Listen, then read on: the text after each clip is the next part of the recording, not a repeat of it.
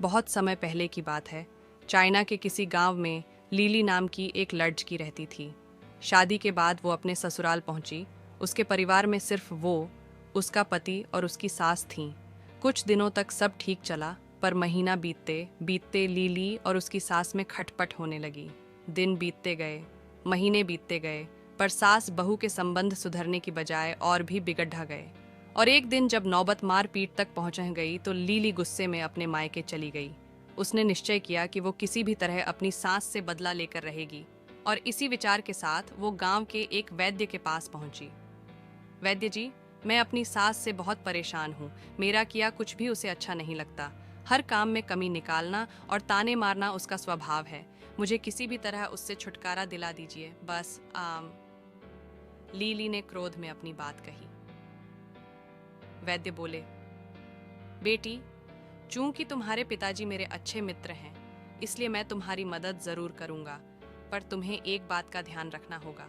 मैं जैसा कहूँ ठीक वैसा ही करना, वरना मुसीबत में फंस जाओगी।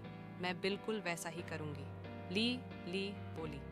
वैद्य अंदर गए और कुछ देर बाद जड ही बूटियों का एक डिब्बा लेकर वापस आए और ली को थमाते हुए बोले, ली, तुम अपनी सास को मारने के लिए किसी तेज जहर का प्रयोग नहीं कर सकती, क्योंकि उससे तुम पकड़ ही जाओगी। ये डिब्बा लो, इसके अंदर कुछ दुर्लभ जड़ी बूटियां हैं जो धीरे धीरे इंसान के अंदर जहर पैदा कर देती हैं और 7-8 महीने में उसकी मौत हो जाती है। अब हर रोज तुम अपनी सास के लिए कुछ पकवान बनाना और चुपके से इन्हें उस खाने में मिला देना। और ध्यान रहे, इस बीच तुम्हें अपनी सास से अच्छी तरह से पेश आना होगा। उनकी बात माननी होगी, ताकि मौत के बाद किसी का शक तुम पर ना जाए।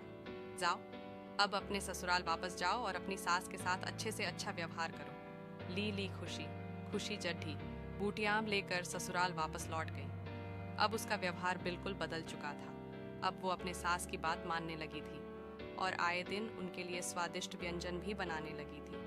और जब कभी उसे गुस्सा आता तो वैद्य जी की बात ध्यान में रखकर वो अपने गुस्से पर काबू कर लेती। 6 महीने बीतते बीतते घर का माहौल बिल्कुल बदल चुका था। जो सास पहले बहू की बुराई करते नहीं थकती थी, वही अब घर घर घूम कर ली की तारीफ करते नहीं थकती थी। ली भी अभिनय करते करते अब सचमुच बदल चुकी थी। उसे अपनी सास में अपनी माँ नजर आने लगी थी। लीली को अब अपनी सास की मौत का भय सताने लगा और एक दिन वो किसी बहाने से मायके के लिए निकली और सीधे वैद्य जी के पास पहुंची। वैद्य जी, कृपया मेरी मदद करिए। मैं अब अपनी सास को नहीं मारना चाहती। वो तो एकदम बदल गई हैं और मुझे बहुत प्यार करने लगी हैं। मैं भी उन्हें उतना ही मानने लगी हूँ। कुछ भी करके उस जहर का असर खत्म कर दीजिए। ली रोते हुए बोली। वैद्य बोले, बेटी, चिंता करने की कोई ज़रूरत नहीं है। दरअसल मैंने तुम्हें कभी जहर दिया ही नहीं था। उस डिब्बे में तो बस स्वास्थ्य वर्धक जड्ढी बूटियां थीं। जहर तो तुम्हारे दिमाग और नज़रिए में था, लेकिन मैं खुश हूँ कि तुमने अपनी सास की जो सेवा की और उन्हें जो प्रेम दिया, उससे वो भी खत्म हो गया।